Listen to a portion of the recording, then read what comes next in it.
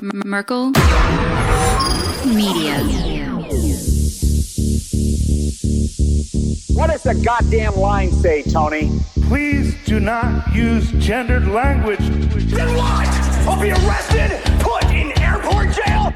Look, you're going completely sideways, man. It's a big club, and you ain't in it. How dare you? Mr. Speaker, the President of the United States.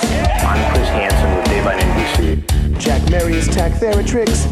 Hi, I'm Spartacus. Jackson, Sacramento, he, him. Steven Seagal. Sex offender guy. I'm Keith Morris. This is Muammar Gaddafi. I'm Rick James, bitch. Sorting through the lies. The hijacker's passport was found blocks from the World Trade Center crash site, if you can believe that. We cannot track $2.3 trillion in transactions. And uncovering the centuries-long plan for world domination. Learning about Cuba, having some food. Let's talk about Chinese people. Have you ever been in a Turkish prison? Swangles in Fort Lauderdale? I have sent 6 of my Libyan missiles to blow up the Sears hardware department. Nothing could be more fun than jumping off a cliff with 2 German bisexuals. Oh, you English are so superior, aren't you? Thank you, comrade. And now, macroaggressions. That's what assholes call it. With your host. Buddy, I don't know who you are, but you're about to get chlamydia. Charlie Robinson. Hey, Whitey, where's your hat? You want to drop the blame on Charlie and say it's all Charlie's fault. He was a retard. I get some goddamn diuretic.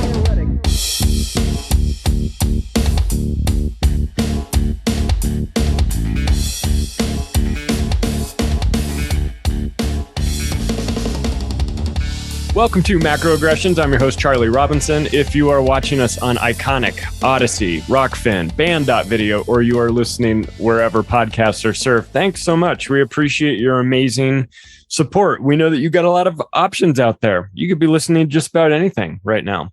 And you're not. You're choosing to listen to this. You must either really like this show or you must want to get yourself extra frustrated to start the day. I don't know. I promise we're gonna get into the bottom of some good stuff on this one because we've got one of my favorite people in the world with us. But first, listen, this show can't happen without the amazing support of our sponsors. So True Hemp Science, I'm telling you, they're making the best hemp-based CBD out there. It's a little company based in Austin, Texas. We like that. They support us. They understand the fight that we're up against. They sent me a couple bottles. If you're looking for hemp-based CBD, the number 19 and the number 41 are fantastic for that. They'll also give you a little bit of energy to kind of get you up and going. But they've got a new product, really a product that doesn't get too much play out there. I think people are starting to figure it out, though. It's called Bioactive Silicate.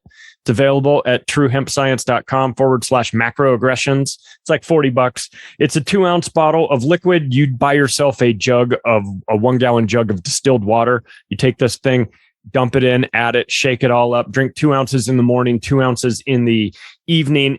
What it will help you do is alkalize your body. Get your pH balance down to 7.0, which is really where we need it. None of us are, well, more than likely, none of us are at that level. And when you start monkeying with the pH balance of your body, it allows things to grow in there that shouldn't be growing. Bioactive Silicate, it took me about 5 weeks to go through my entire jug of it. So it takes a little while. It's about the easiest thing in the world you can do. I mean, it quite literally takes you 5 seconds. So do yourself a favor. Go take a look. Look for Bioactive Silicate. Like I said, it's about $40. It will kill bacteria in biofilm. It will detoxify the body. It alkalizes the body. It helps joints, tendons, tissue repair, flexibility, skin health, wrinkle prevention, sleep regulation. Does quite a bit. And for $40, you really can't go wrong. So do yourself a favor. Link will be in the description. truehempscience.com/macroaggressions. And on your way out, use the promo code MACRO to save yourself some money. And look, the whole point of this show is being proactive. Talk about things before they happen. Give yourself an opportunity to plan accordingly. We have supply chain issues. That's maniacs in gas issues. We have death problems, diesel engine fluid that's added to diesel fuel in trucks, that's running in low supply. We've got problems. We've got supply chain problems. And I don't want to be the guy that comes in and starts screaming like Alex Jones or anything like that. But look, I would be doing you a disservice if I wasn't crystal clear about the dire situation that we are in. My Patriot Supply has been nice enough to build us a landing page called preparewithmacroaggressions.com. You can click there and take care of just about all of this in about 10 minutes. You can get yourself a 4-week supply of food. You can get yourself a 3-month supply of food. You can get yourself survival coffee that'll last you for 25 years. I mean, you may not last 25 years, but your coffee will. Water purification, air filtration, sleeping bags, camping gear, electrical generation, whatever you need, they've got it. So do yourself a favor, go to preparewithmacroaggressions.com, do a little shopping, take a look, see what you think. If you're already set up, if you've got yourself stored with food and you're ready for this because you're properly paying attention and you're being proactive, well, is there somebody else in your life who is not at that level that you might want to buy them a couple containers of food and have it sent? If so, think about them as well. Preparewithmacroaggressions.com is the website. Look, if you don't use my supplier, use your own. Go buy extra food at the grocery store every time. I really just want to make sure that everybody is taken care of so that when the wheels come off of this train, we are not left to battle mutants in aisle 5 of your local grocery store. Well, it's that time, everybody, to bring on one of my faves.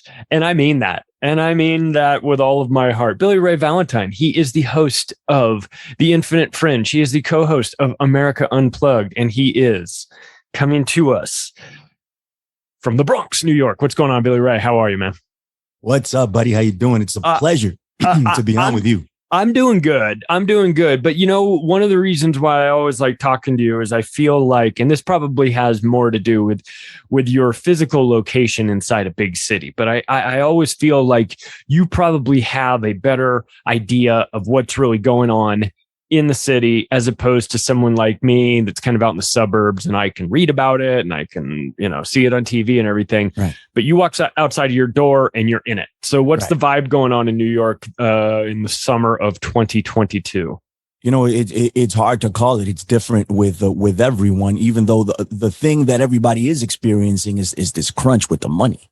Right. Inflation, the whole deal. Like, you go down the block to go buy some groceries. It is expensive. Like, I mean, next level. It's at least $30, $40 more than you would spend regularly. And that goes a long way.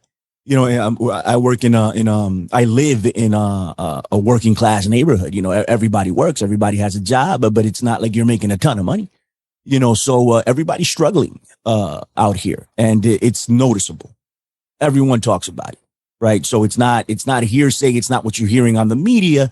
No, people are literally experiencing these things. Yeah. That being said, I do see people going out.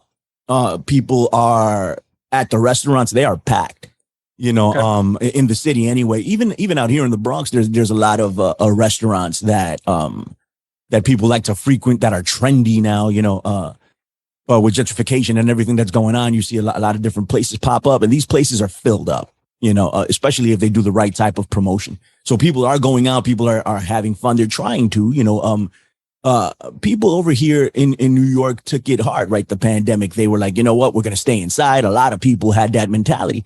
So now they're like, hey, let's get out there and do what we can do when we can do it, So, I mean, and I think, I don't know, I haven't, of course, I live in New York. I don't know what the pulse of the rest of the country is because I haven't physically been there. I can read about it. But I think everybody in the United States is feeling this crunch, right? Is feeling something because it's insanity what's going on. I never thought I'd see something like this in the United States, right? It's almost like we're a third world country because we are at this point.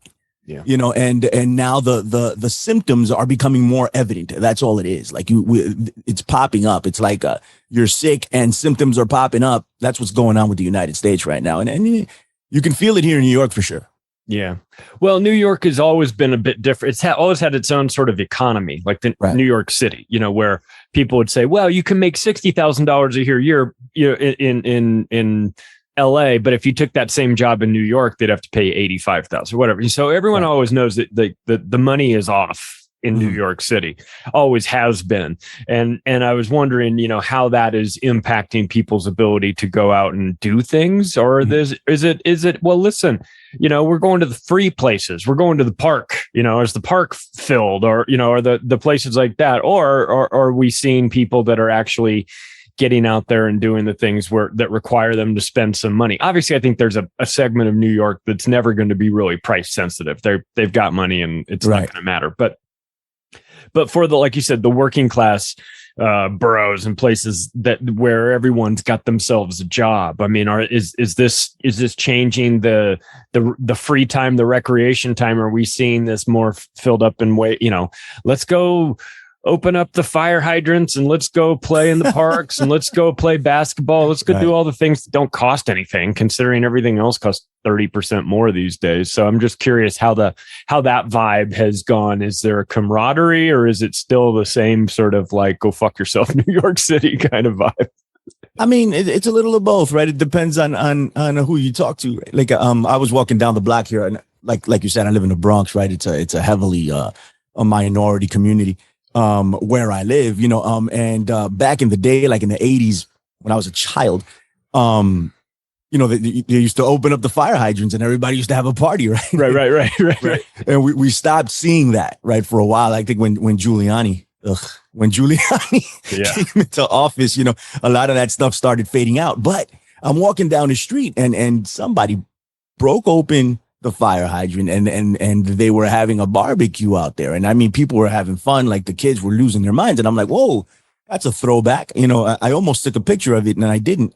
I think I will because they're doing it again. Yeah. So I'll take a picture and I'll send it to you. That's such a New York like stereotype that we non-New Yorkers have of New York City, that there's we're just going to crack those fire hydrants open and people are going to be dancing in the streets and everything. It's true though. At least it really does happen. It was true back in the day for sure. And if you're lucky enough to catch a glimpse of it nowadays, it still happens from place to place, depending. Good. It should happen. It should be fun. We should be enjoying this stuff. We should. Right. We got enough stress in our life, and especially for the kids. God knows these poor kids have been.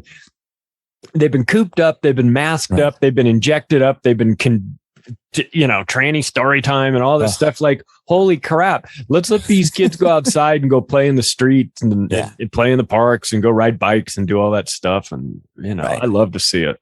So people are doing a lot of that, but people make more money here than they would not anywhere else in the country, but in the majority of the country, of course. But things are priced more here. I know. Right? Patrick Ewing told me. What did he tell you? Remember when Patrick Ewing said, well, we make a lot of money, but we spend a lot of money too. That was his excuse during the NBA lockout. And everyone's like, oh, don't say that. I remember Patrick Ewing. That was back when the Knicks were good. Yeah. Back when I used to enjoy watching basketball. But regardless, back when you guys got your frozen draft envelope. I'm sorry. I'm taking that one to my grave. I'm convinced. Thank you. Anyway, so things are more expensive, of course. But like I said, I think people are still trying to find a way to do it. People are going out and enjoying. I know I can tell you I do it, and I'm not even working right now. I'm living off of savings, but I try to get out, and we go to restaurants and we go to movies. We try to do everything that we can, because in reality, it's here. We should enjoy it. What's money for if you can't? In my opinion, but we try to be frugal. When we're, maybe frugal is not the right word, strategic when we're out shopping, and try to get, lower. I go to like 3 different supermarkets to get different things because some things are on sale somewhere that aren't on sale in other places. This wasn't a reality for me, in particular for me, because I've been very loose with money. That's not a good thing, but it's just, it's something I never really concentrated on, And now I have to. I've been forced to do it because of these conditions. And quite frankly, I don't think it's going to get better anytime soon. So it's the new reality. If we want to talk about the new normal, right? That this is the new normal for Americans. We are no longer that economic superpower. I mean, it's been that way for a long time, but now we're really starting to see it. And here in New York is no different, but people are getting out, which I think is fantastic. Like I hear Gerald Celente on David Knight often, and I love Gerald Celente. Me too. I love David Knight too. Me too. And Gerald Celente is from the Bronx, but he talks about that. You go to restaurants, you don't see anybody. You see the white shoe boys. Very good. In the boardrooms. In the boardroom. But so he's like, you don't see anybody at these restaurants. I'm having a different experience. I'd love to talk to him about it because I'm like, he's like, you go to a restaurant in Manhattan, you're not going to find anybody. I'm like, that's that. What restaurants are you going to? Because I go to restaurants in Manhattan and they are packed. Wow. Lines outside. I mean, it's that way. In particular in the summer, New Yorkers like to get out, and do things in the summer. Plus, it's freaking New York, right? If you're not going to find something to do here, you're not going to find it. So people are getting out and doing things, but there is an obvious pinch. Something's different. Yeah. Well, you guys, we be careful what we wish for, right? We had Andrew Cuomo, got rid of him. They bring in Kathy Hochul, and she might be worse. You get Bill de Blasio, we get rid of him, you bring in Eric Adams. He might be worse. He's definitely worse, man. So what are we doing? How is Eric Adams, this guy who was brought in to be, I don't know, it's out of central casting. I'm going to be tough mayor. I'm going to be tough on crime. I'm going to look good. I'm going to be fit. I'm going to be a black guy in a tough city. I'm going to have all these tick all these boxes of, all these things, be a vegan, come out here, be brash and talk all this shit. This guy is fucking hated in New York City. Is he not? Every idea he has seems to be the exact opposite of what the people want. Am I misreading this? No, I don't know a lot of people that like him, to be honest. And the guy just started. I know. I don't know. You normally get like at least a little runway, but they immediately started hating him right off the bat. What's this guy? What's his problem? Well, he's hateable. Yeah. He's very hateable. Like, I don't know how he got elected, to be honest. He's not exactly the most charismatic guy in the world. Yeah. He could barely speak the language. I'm like, okay, what are we doing here? Where's the attraction? But whatever. No. And I think a lot of it started with the NBA situation. When I think it was Kyrie Irving that he didn't want to allow him to play. So a lot of people were like, wait a minute, it doesn't make any sense if you're letting people play from out of state, that are potentially may or may not have taken the injection, but you want to prove a point with this. That was very evident. That was very evident to a lot of people. I'm like, what is this guy doing? And he seems like a dictator. He seems like a my way or the highway type thing. And some people like that, but a lot of people don't. So I don't subscribe to him. I didn't vote for him. I don't vote. I just don't. Like, I'll vote for maybe something on a very, very local level if I am motivated to do so, but I'm not voting for freaking Eric Adams, dude. I'm sorry, right? I'm just not doing it. You can come at me and tell me, well, because you didn't vote, that's the reason these people are getting. I don't subscribe to that either. No. So I'm not doing that. I'm not voting for anybody running for president. I did it one time in my life, and that was Ron Paul. That was it. Right. That was it. So, I mean, you have to have a certain level of integrity and morality, whether you agree with everything that Ron Paul has said or not. And I don't agree with everything. At least I could say, you know what? This guy is worth getting up and casting a ballot for. Yeah. Given my choices, right? With Eric Adams and Bill de Blasio, look who we've had here. It's like a picture. That's going a little far, but still. Well, I don't know. With Bill de Blasio, I mean, you put he's tall. He kind of looks more like Charles de Gaulle, but he could be a fascist for sure. Put some tan in that khaki outfit, and yeah, for sure. It's Eric Adams, right? De Blasio, Bloomberg, Giuliani, dude, come on. It's like it's been crazy out here, and Giuliani was considered New York's mayor for some time because of 9/11, and he was a hero. The mayor of the world was what they painted him as, coming out of here. We hated him here. Yeah. Okay, what's up? No, I'm probably nodding in agreement. Yes, I don't like the guy either. Yeah, I mean, he lost me when his hair started running down the side of his head. Remember when it was like melting and he was when he was having a press conference in an alleyway somewhere. After he said it's going to be in a hotel, it was in an alley between a porn shop and God knows what else. Then he started leaking goo from the side of his head. It was the Four Seasons auto body. It was like, someone's like, quick, go make reservations at the Four Seasons in Manhattan. And the guy's like, okay, grabs the phone. He's like, Four Seasons. He's like, are you guys available? Some guy's like, yeah, there's Vinny over at Four Seasons. It's like, are you available? Because we need to raise. Like, well, you could use our garage if you want, like the parking. They're like, fucking do it. Let's do it. Everyone's like, no, the Four Seasons Hotel, you retards. Now we're out.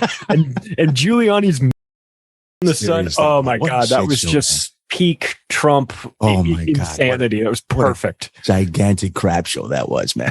I'll never forget it, brother. Like I remember when I saw it. I saw it after the fact, and I thought it was a joke. I'm like, this is a parody, right? I mean, it is, but it isn't. It is a joke, obviously, but it wasn't. It was the real deal. But I get you. Anyway, go ahead. So, if I'm hearing this correctly, you're saying Eric Adams is responsible for breaking up the Brooklyn Nets. If I'm reading that correctly, Eric Adams is responsible for a lot of things. Eric Adams is responsible for giving his brother a job, like a freaking 6-figure, 7-figure job. I know it was a big pay raise from what he had before. And he never had any experience in whatever he gave. He just brought him in, put him in the government. I mean, nepotism, right? That's what happens. And I don't know. I don't like this guy as far as I can throw him. I'm not a fan of him. He's they're talking about putting sensors in the subways. He's part of the liberal world order that they accidentally let the cat out of the bag about. Right. Sensors in the subway for what? To detect guns, quote unquote. Oh yeah. Right. And we had that incident that went down a couple of months ago. With the subway shooter. I don't remember his name, but that was the catalyst for it. I mean, they were planning this way before, but never let a good crisis go to waste. So they take it and run with it. But this is going to be a reality here in New York. And people are going to support it in large part, I think. Because no guns are bad, right? So, I mean, we have to figure out a way to keep people safe. And that's what people are sacrificing their freedoms for safety. And they're really not realizing that they're sacrificing their freedom, right? They don't look at it that way. I get it. A lot of times I get, well, if you don't have anything to hide, what's the problem? Yeah. And I don't understand that mentality. Yeah. I'm like, I don't have anything to hide. You can come in my home and check whatever you want, but I have to invite you in. Right. You can't just come in and do that crap. I don't want you in my home. If I decide that I want to let you in, then come in. And that doesn't mean you get to check my shit either. Right. That means you get to sit in my living room. Right. So, I mean, I don't have any guns. I don't have anything here. But that doesn't mean that gives you the liberty to check it. Right. So, I mean, and that's what's happening. That's what's going to happen here. We got cameras on every freaking corner, right? There is no reasonable expectation of privacy in New York City. No. And now when you go to the I was just thinking this is going to sound, really, I don't know if it'll sound weird or whatever.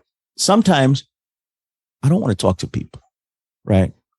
And I'm in the subway, right? And that's the best time not to engage. Right. I put on my headphones. I'm listening to macroaggressions. No lie. Well, you know this. So I'm listening to your podcast. I'm sitting down and I get a text. Before I used to be able to, ignore that text. I didn't get that text. I was underground. That's out now. Mm. You're underground. You're going to get the text. You're going to get the text. You may not be able to make the phone call, but you're going to get the text. And then that's changing too. You're going to be able to get the phone call. And this sounds very, and in some parts it will be reasonable because, an emergency might happen. These things have their benefits, right? But it's like the world is closing in on you. You know, more and more and more. There's not a place you will go that you won't be reached. There's not a place you will go that you can't be tracked. You know, there's not a place you will go that what is on your person isn't fully known. This is the reality we're facing, and we know this, right? We've read 1984, we've read Brave New World, we've seen all this stuff, but now it's coming to pass. It's happening. What's up? I was just thinking we owe the Unabomber a gigantic apology. Ted, listen, Ted. He was on to something, wasn't he? You were right. We were wrong. It took us 40 years, whatever. Sorry about that, buddy. But you might have been your head scrambled and MK Ultra and all that stuff, but you were on to something in your technology is definitely getting to us. Well, you know what? I was watching a documentary on the Unabomber way back in the day, and I thought the same thing, Charlie, in all seriousness. I was like, damn, this guy's not far off, is he? No. Right. He went to certain extremes, but gee, he's not far off at all. And people, like, I have a love-hate relationship with technology, because otherwise we wouldn't be able to do this. I wouldn't know Charlie Robinson if it wasn't for technology. Yeah. I wouldn't know I wouldn't be able to do my show. I wouldn't connect with so many awesome freaking people. Right. So I love it. But I also realize the damage that it's doing. And my whole deal is, Charlie, is that I feel that technology is the Antichrist. Ooh.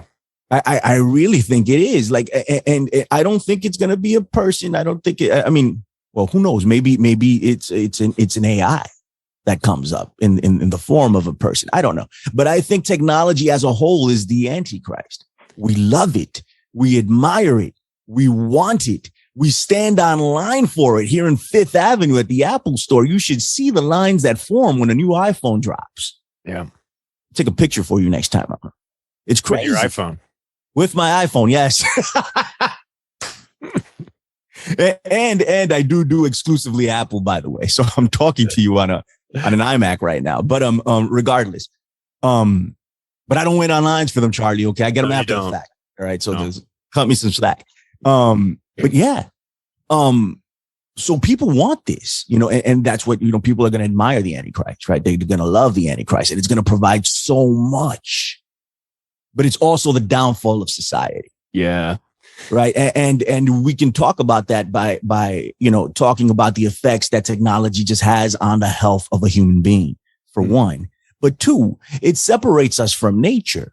And what's more connected to God than his creation? Yep. So this is the bootleg, in my opinion. We are creating, when they say we want to be gods, and there are some people that actually want to be God, Ray Kurzweil, people like that. Yep. They're achieving it through technological means, right? Or they're never going to achieve it, but they're attempting to achieve it through technological means. Technology is a knockoff of reality, of nature. Yeah. It only serves, it's a human way to replicate what nature already has, because we've lost our connection with nature. So we use technology as a crutch. And as a result, our brains are becoming mushy. Our bodies, unless you go work out, of course, but still, there's a lot of things that are going to be replaced with technology, and that's going to be good. It's going to be a good thing, right? Like when you have to get a liver replacement, right? And they're able to create one and give one to you, and you're functioning. That's fantastic. Go do it. I'm not going to tell you not to, but you just realize the double-edged sword of this, right? Yeah. Like, and where it's taking us. And I think there was a fork in the road with humanity. And there was the technological and the natural, and we chose the technological. And we're so far down that road that there's no turning back at this point. Yeah. So I think this is the God of humanity, right? And it's the ultimate destruction of humanity is this technology, even though it's beautiful. Look at New York City, the skyline. You go to freaking Tokyo and look at that, right? Toronto's fantastic. They got their own little Times Square. You go around the world, you see these technological marvels and these like marvels of architecture and all this stuff. And it's like, damn, this is amazing. Look what we've done. But damn, look what we've done. Yeah. In a totally different sense. And we've become disconnected with the earth. And I really believe that it's like Wi-Fi, and we use Wi-Fi, like consciousness is like Wi-Fi, I believe. Like we use Wi-Fi to connect with the computer, of course, or whatever. Right. And it connects so many different things, or like 5G, right? Is the, what is it? It's the consciousness of the coming AI, right? Of the new world order, right? There is a consciousness for us. There is a Wi-Fi for us, but we've negated that. We've lost connection with it. So we've built our own. Yeah. That's the problem. Yeah. We walked into somebody else's Wi-Fi router and our phone's connected to their router instead of our normal one, and next thing you know, I feel like some people are getting a different signal than other people. Some people out there are getting a signal that tells them that they that all hope is lost, and I'm seeing a lot of people not handling America 2.0 very well.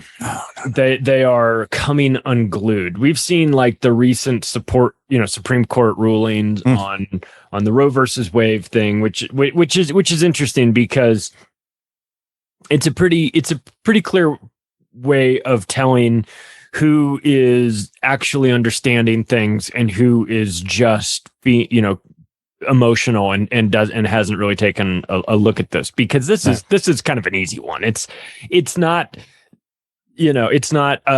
America has banned abortions. It's just that they decided it's not going to be a federal case. It's going to be a state case. And so you're going to have to deal with it on the state level instead of federal level, it's just like, you can't go down this street because the street's closed. So you got to use that street. Yeah. And instead the people are going, you're not letting me go. Like they're just like, no, I'm just saying, this street's closed. You just got to go use the next street over to get where you're trying to go. But they can't even be bothered with that. They're feeling like, the government hates them, that the court system these people, they've lost their minds. There's no connection to reality here. I wonder though, are they just in a state of mind where they're more easily programmed with this stuff? Because I'm living on the same planet, as far as I know, that these people are. I'm watching the same television news. I'm getting a totally different message from it than these people. I'm wondering, have their brains been hijacked? I mean, have they, we're talking about technology and we're talking about the double-edged sword of it, but have they weaponized this technology to a point where people can't even think for themselves anymore? I think everybody has been programmed. I think everybody's been hijacked to a certain degree. And some people have different programming than others. And what this Roe versus Wade thing, and we talked about this with Tony and Don and some of our guests on America Unplugged yesterday. What it served to do is divide. It's not really going to cause an uptick in births. At least I don't think so. We will see that, we will see whether that's true or not. I don't think it's really going to change anything, and having conversations with Tony, that's, it became clear. I don't think it's going to change anything, but what is being done here is they're pouring cement on that dividing line. I mean, just pouring it on, because people that are on one side are going to double, triple, and quadruple down, and people that are on the other side. So in the red and the blue, they're going to double, triple, and quadruple down. This is what it serves to do, to solidify the divide, to make it even more adversarial. This solves nothing. Should it have been a federal issue? No, it shouldn't have been a federal issue, right? It should have been a state's issue from the beginning, right? But even that, Charlie, I may have some type of an issue with. I don't even think it should have been a state issue. I think people decide what they're going to decide, and I understand, and I'm not pro-abortion, but I tell everybody this all the time when they ask me. I'm like, I'm not pro-abortion, but I'm pro-choice, right? You do what you want to do. And people are like, well, you're killing babies. You're killing. I'm like, well, this is between the person that is getting this abortion and the Lord. It's between them. It's not between the government of the United States. It's not between the states, but the government of the actual state. And it's certainly not between you and them. Yeah. It's for them to decide. I don't like it, but let's look at what's going on here. And the reason I say this is because we did a my body, my choice when it came to the vaccine. Mm-hmm. My body, my choice. I know I was screaming it to the top of my lungs. My body, my choice. Right. And our rights were our voices, and our rights were violated. They weren't taken into account at all. How do we expect our voices and our rights to be taken into account if we don't support the rights and voices of other people, that are using the same argument? Right. And people will say, well, that's not their body. That's something else, and I think there should be limits to the time and where these people do what they do. Right? Oh, for sure. Yeah, right, definitely. Like that's just the thing. Yeah. You don't get to kill the baby after it's born. That's that's out of the question. That's ridiculous. And yeah. I think but even what is it? I think it's 24 weeks that they're using. I think it's like 15 weeks. And there's a lot of things that go on there, and personally, I would not even want to deal with it. Right. It's something that's here, and we have to deal with it as a people because it's here. Right. So, my problem is I don't want the government stepping in and telling me what to do. That's me either. Anytime the government gets involved. Right.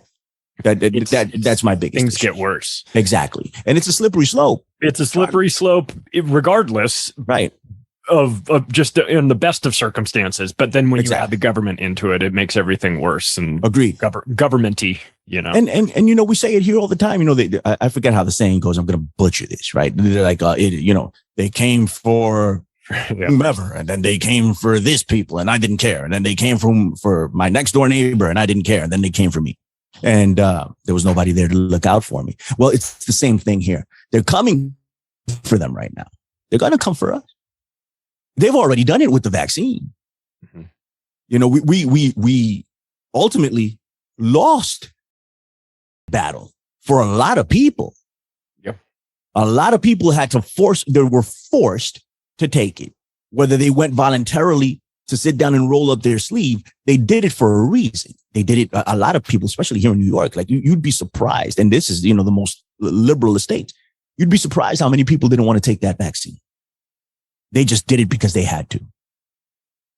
And they rolled up their sleeves and went over there and took it. And they were like, I feel disgusting. I can't believe I just did this, but I have to pay my bills. Yeah. They're being forced to do it. Yeah. Yeah. They're being forced to do it. It's like you have a gun to your head, so, there's a lot of people here that wanted to separate themselves from the situation and didn't want to have anything to do with it. But we need, it's united we stand. We need to come together. And in the way that we come together, we may not agree on everything, but we have to agree on liberty, and we have to agree on our right, our sovereignty. We have to agree on that together in order to push back on those who seek to impose their will on us. Yeah. We have to. Otherwise, we're going to lose, right? We're going to lose a hot war with these people. We don't get into hot wars with these people because we're going to lose. That's not the way to do it. Right. But if we don't come together, we're going to lose also. There's not, it's like, what is it? The Infinity Wars movie. I don't know if you saw it. With all the Marvel superheroes. I forget the exact movie, but Doctor Strange was running through all these scenarios on how they could defeat Thanos and win. There was about like a 1% chance, or just one scenario out of millions that saw them coming out on top. That's where we are. Yeah. We need to have all the right elements in place to come out on top. And these people are being so successful at dividing us, in particular with issues like this one. Yeah. you know, and you talked about the programming. I think all of us have been programmed. Yeah, we all have, for sure. I think all of us have been programmed, and sure, like some things will look to. Will these people subscribe to that? Yeah. You know, to tranny story time. Who subscribes to that? Right? Like there's a problem there. Yeah, clearly, but we fail to realize what it is that's ridiculous about what we subscribe to, or that is not right. You know, and we need to be self-reflective. Yeah. Right. So that's what I'm trying to do here. And people be like, oh, well, you know, with the abortion issue, well, you know, we just can't because X, Y, and Z. I'm like, you know, at the bottom line is this, like, this technology is out there. This is something that they're doing. It's their personal decision. You know, I would personally like for them to sit down and see their options and maybe get better educated on the adverse effects of a procedure like that.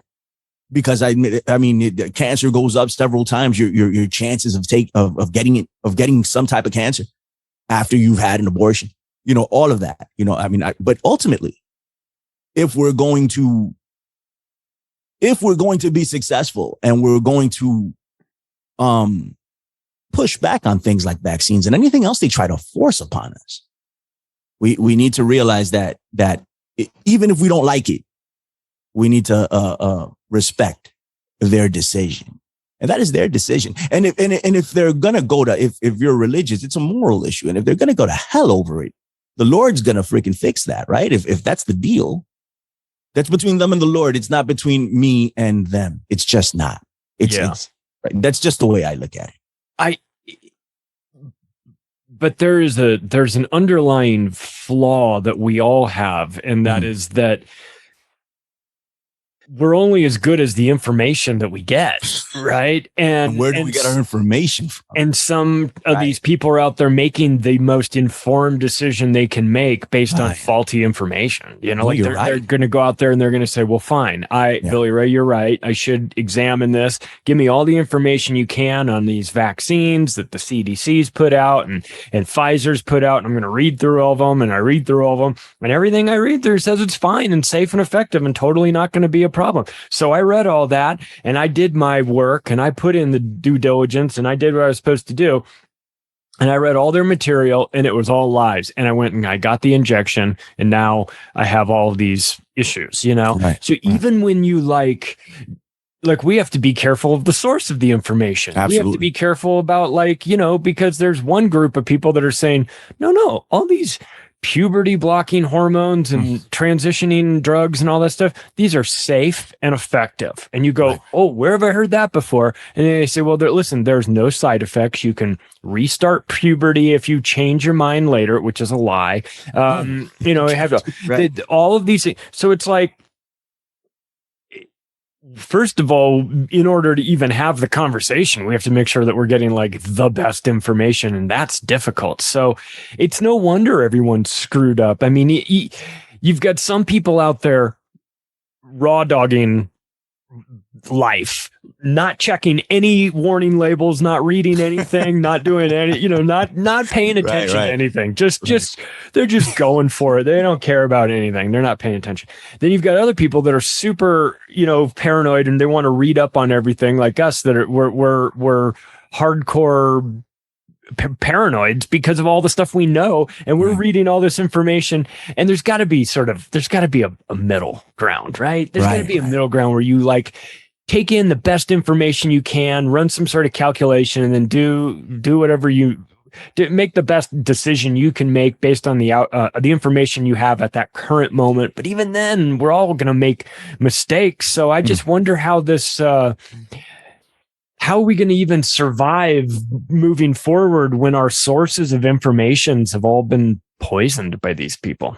Well, the information goes back to where we get it from, or what our sources and the media, right, and the mainstream, and people in the alternative community like to say we can't trust the mainstream, we can't see them, and they're right. But where do we get our information from? Even with the points that we debate and argue about on our shows and amongst each other, We get it from the mainstream. Yeah. So where's the manipulation coming from? Right? We get it all from the mainstream. The difference is our ultimate conclusion on those supposed facts. If they're facts, we don't know. Mm-hmm. But that's the difference. What we think is being done as a result of all of that, and what they think is being done as a result of all of that, right? And a lot of people are just going to take the information and say, yes, this is true, and go ahead and do what they want to do. But where does the mind control come from also? It comes from there. It comes from the media. Right? It comes from the internet. It comes from social media platforms, all of this, right? So you think you're making an informed decision, right? And a lot of people pride themselves and think they're making an informed decision, but an informed decision, the definition of an informed decision to most is very different from the definition of an informed decision for you and I and the people listening. You know, we're very different. Not to say that we're better, we're different. It's different, you know, and we try, and we get caught up in crap all the time. You know, we get caught up with faulty information all the time, you know, and things that aren't right, you know, so we have to use our discernment and hope for the best when it comes to a situation like this. What's up? I hear you. Well, it's made me think of this because we were talking about grocery stores and everything, and I've used this sort of idea, this concept of like information sausage, where it's all getting blended in, the truth and lies and everything. The general public goes to the grocery store, and when you're buying like ground beef, there's an option that's like 28%, you know, 28% fat, you know, and some people see that and they go, well, it's the cheapest. Yeah, it's got the most fat. But I'm willing to accept 28% fat because I need ground beef. I maybe don't have the best budget. I don't have the best time, and this qualifies, and I'll take it. Then there are other people that are like, no, my standards of quality for this ground beef are much higher. Right. I will only buy the kind that is 7% fat. Right. And I buy that. I pay more for it. It looks better.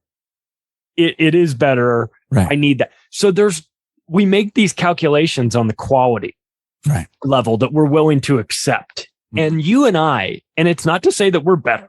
Again, I'm not trying to say that, but when it comes to we're information quality snobs in that sense. In that I'm going to need the 7% fat level on this, not the 20. And I'm willing to examine it closely because I know what I'm looking for. Right. And if I see the bullshit, I'm not buying it. And so we have just set our standards a little bit higher. Right. Again, not better. I don't think it's worse, but it's not necessarily better. That's just our thing. We need quality information. I think you're absolutely right. Right. And it's a dope analogy. I'm going to take that analogy. Right. And so there's the 20% fat, and the people that are buying the 20% fat because, you know, it might be a little cheaper. You get more of it. Right. And, you know, it's fine. It's fine for them. And we are the information junkies that are like, you know what, we're going to go for the 7% fat. Some of us aren't even going to go for the ground beef. We're going to go get the bison. Yeah. Let's get bison. Let's get bison meat, and let's get some lamb, you know? Okay. But we're still getting it from the same place. There you go. Right. There you go. So we're still buying it from the same store that's selling all this stuff. Right. Gotcha. Right. And that is my ultimate realization here. I'm like, okay, well, we're still operating within this box that's been laid out for us to operate in. And I don't know, you know, people will come and say, hey, solutions. I don't have one for you. My whole deal is hoping that people realize it. I guess that's the first step, right? Yeah. Realizing that you have a problem is the first step. So that's what they say. Right. We're perfect. So, we wouldn't know, but from what we hear, right, they say the first step is to right. Exactly. So that's what I hope to achieve, right? To have people like realize, okay, here's what we're dealing with, and we're being manipulated either way, and somebody still gets paid, and it's the same person, you know. And until we come together and say, listen, like, we need more options. We need something different. We either force them to give us something different or create something different of our own. Right. And I think the best route is to create our own, because we can never trust them. You understand? And there's a lot of people out there. Like, I mean, going back to the analogy, you can go to a farm, you know, and get some, you know, good quality stuff, get some nice eggs, you know, and some lean meat and all that other stuff, right? Some chickens. That's what we have to create. We have to create more of that, you know, because if we continue to go back to the same source, we're going to get manipulated either way. And I think a lot of us, myself included, are being manipulated in, you know, like, I think the mind control is real. You know, I think it's responsible for the divide here in this country, the left-right paradigm. Mm-hmm. You think people, any changes in abortion isn't going to change the minds of anybody. Any changes in gun laws isn't going to change the minds of anybody. Joe Biden and Donald Trump aren't going to change the minds of anyone. People are stuck where they are. There are, this is a generalization. Of course, there are exceptions to the rule. There are people that are moving towards the middle, you know, and saying, okay, this is all bullshit, which is dope, right? Yeah. But there are so many people on one side and the other. And in my lifetime, I've never seen it like this. Yeah, it's pretty polarizing. Right. Go ahead. Well, I the reason why I got on that ground beef analogy was because there had been, you know, when I was writing about the Smith Modernization Act of 2012, which allowed for a certain amount of a certain percentage of propaganda to be used in America. Right. And that if you were thinking of it like you were making information sausage, you know, there's a certain amount of lies that goes into it, but it all gets ground together. And then it's like, good luck trying to figure out what's there and what's not. And I made the distinction in I think it was in the Controlled Demolition book. I called it disinformation crickets. And what that was that's like in America, and I'm sure it's probably this way elsewhere as well. But in America, when you're like a big factory and you make peanut butter, there's a certain percentage of insects that are allowed to be in the peanut butter. Now they make it in these gigantic vats, and there's allowed to be X number of crickets. So I was describing them as disinformation crickets. They're in the peanut butter. You just don't know where they are. That's all I'm saying is that a lot of us we've got our information. Yeah. And we're at this proverbial grocery store and we're trying to find the best quality information. But like you mentioned, we're still in that grocery store. We're still there. And as long as we're still there, we're still going to be shopping from the same wholesalers that bring the stuff in, and it's just the same lies packaged up different. This is better quality bullshit. This is better, you know, and we're arguing over who's got the best info when we're all getting it from the same place. Exactly. And I feel like that's what it is, that's what CNN is, that's what Fox News is, and to even a lesser extent OAN, Newsmax, all of these places, the Drudge Report, you know, where the most mind control, and call it whatever you want, right? I watch CNN. I go to Drudge all the time. I listen to Tucker Carlson on Fox. You know, I consume it all just to know what I'm dealing with. You know, I listen to InfoWars, you know, and sometimes I get triggered when I hear freaking Michael Flynn on or something like that, but I listen to it. You know, I pay attention to everything. I try to anyway. Yeah. You know, me too. But this is where the mind control comes in. And, you know, I always harp on Cambridge Analytica. I always have to go back to that because it's the example that really changed my paradigm yet again. You know, I've been doing this for about almost 6 years now, you know, and I thought I was awake to use, for lack of a better term.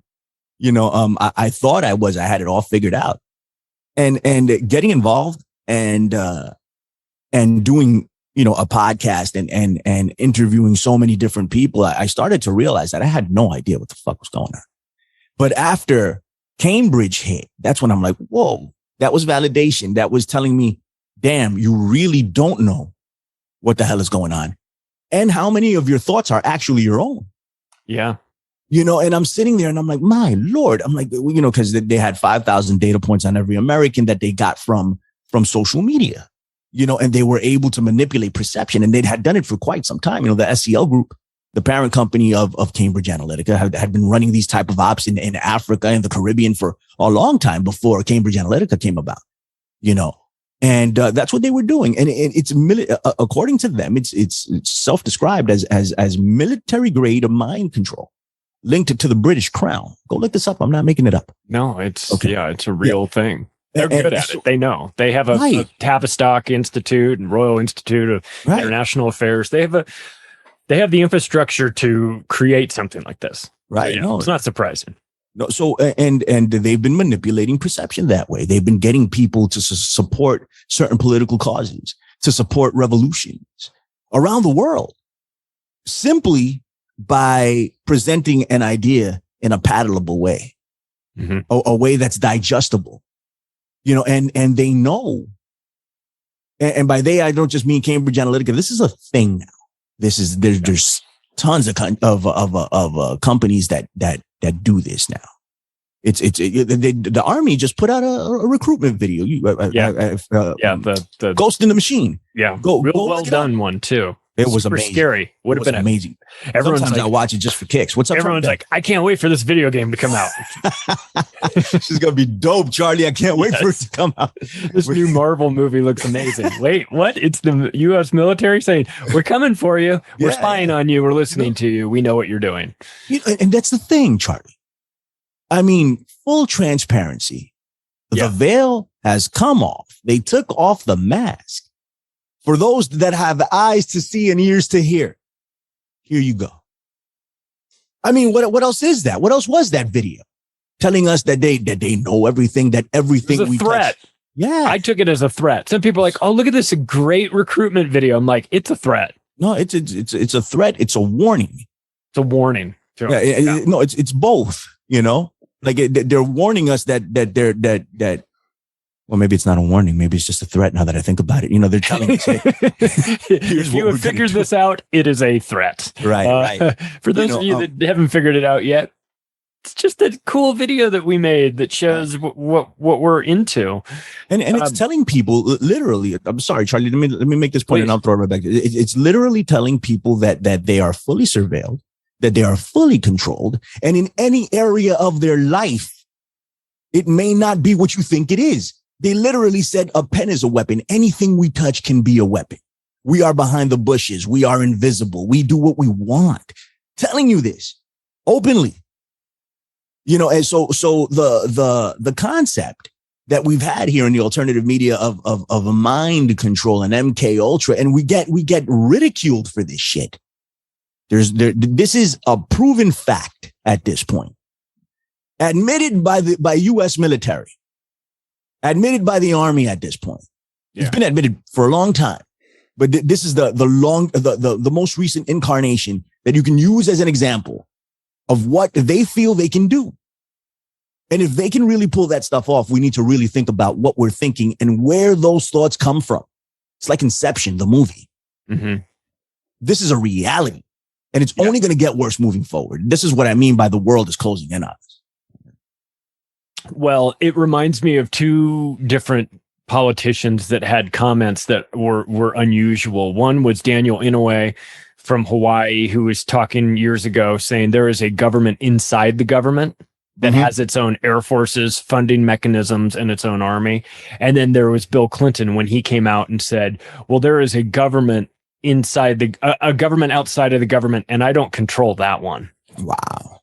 So there's something going on that is beyond the government and beyond the media. And it is this real, it is like you said, it's the mind control component to this that is fascinating. I mean, like as podcasters, as a writer, it's fascinating. I wish we weren't going through it, but it's really interesting. It's like a blending of science fiction. It's a Tom Clancy movie. It's all these things kind of like in real life. And, yes. And so that to me is interesting, but I get creeped out by it real fast because it'd be more interesting to me if the people that were in charge of it were nice people. The problem is when you get all of this writing about talking about how it would be so much better if 90% of the people on this planet were gone, and how the highest order of the United States foreign policy, according to Henry Kissinger, should be that of depopulation, world countries and stuff like that. My mind goes to like the worst possible places there, but we have entered a really strange world where we have to consider the very real possibility that the thoughts in our head are no longer our own. And that is, I think that might be terrifying to most people. I think it should be. It's the ultimate conspiracy, isn't it? Oh God, they're in our heads. This is life.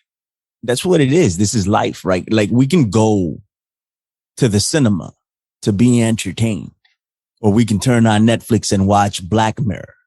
Not Netflix so much right now, but you can watch Black Mirror on the BBC, right? Yeah. And be like, whoa, that is crazy. Look at that. That's, so unimaginable.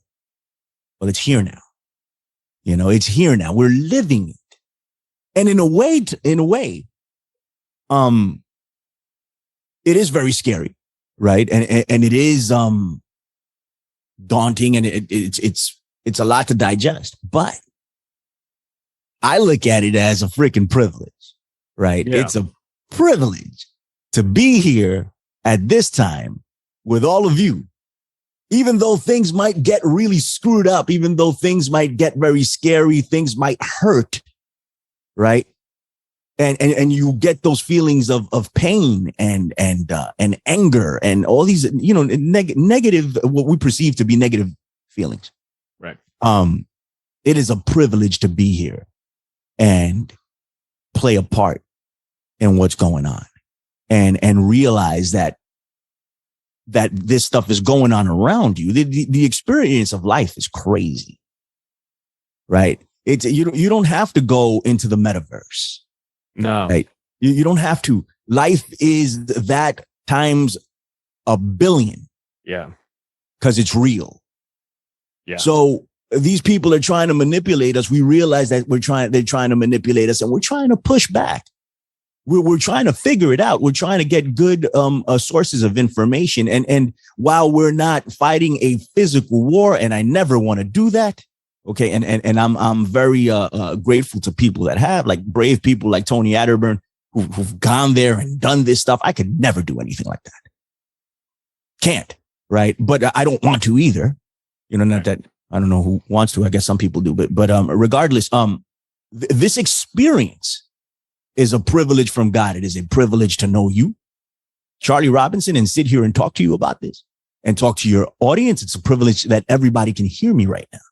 It's a privilege that we're doing something to try to help people other than ourselves, right? Whomever that might be. It might be one person, 1,000 people, 20,000 people, but we're still doing it. So while stuff is getting crazier, I wouldn't want to be alive in any other time. I'm here now. I'm here for this reason. For whatever reason, the Lord put me on this earth, and I am happy and I accept it. And things are going to be bad. Things aren't going to be great all the time. I'm going to experience a lot of pain, and everybody is, right. It's the reality of life. I am grateful for those experiences, even though I don't want them. When they come, I'm grateful for them. So I'm very, very excited to be here right now. And as things progress, it's just more that we get to experience, more that we get to feel, more that we get to learn, right? With the experience comes the knowledge. And that's what it's all about, in my opinion. Well, you wouldn't know the good times if you didn't have the bad times, right, as to contrast those things. This is why I wanted you on, man. This is why I wanted you on, because in your show, The Infinite Fringe, man, you guys get into this. You go deep into vibe and what people are feeling and how they're doing it. And I just really respect the work that you're doing. I think it's amazing. Tell people where they can find you if they want to catch up with you and your outstanding work. Well, I really respect you, as you know, Mr. Charlie Robinson, the hardest working man in the alternative media. That's what you say every time. I appreciate 100%. It. I remember, and I still do this, man. I get invited to to do a guest spot, you know, at a new show that I've never heard of before. And they're like, hey, come on, you know. I'm like, oh, what's up, man? Who have you had on? Charlie Robinson. He's been, you know, it's like I'm following him all the time. So I tell him, I'm like, he's the road runner and I'm Wile E. Coyote, super genius, you know, that always loses. Yeah, you are. But regardless, thank you for giving me the opportunity to come talk to you, man. I appreciate it every time I can do it. And we do, you know, the Infinite Fringe. I've been doing it for about 5 years. Content, I haven't been putting it out as much as I should be, but I'm trying to pick that up a little bit. You will get something every month at the very least if you subscribe. theinfinitefringe.podbeam.com and The Infinite Fringe on Apple Podcast. And of course, we do America Unplugged with my boys, Mr. Tony Atterburn and Don Jeffries, the legendary. We sit there and we talk. Charlie joins us semi-regularly, actually. You know, it's probably due to come back at some point. So that's over on AmericaUnplugged.com, AmericaUnpluggedRadio.com. They'll both take you to the same place. Subscribe to the podcast. You can find it on Apple Podcasts and anywhere else you can find podcasts. And it's live on 12 p.m. Eastern. Saturdays on Rockfin. So go check it. It's fun. It's fun. And eventually you'll see Charlie there at some point. Well, this audience knows Tony Arterburn, who has been on and also is a sponsor through Wise Wolf Gold and Silver. Right. And Don Jeffries has been on as well. And we love Don. And obviously you. So yeah, everyone. So America Unplugged is a great show. I love it. And yes, I've been on it before. So support the people that are out there doing the great work. Billy Ray, you are the best. Thank you so much for coming on. I appreciate everything that you do. You are much too kind, sir. And let me tell you, when we started America Unplugged, it started on Iconic. Mm-hmm. And Don Jeffries, it was me and Don Jeffries.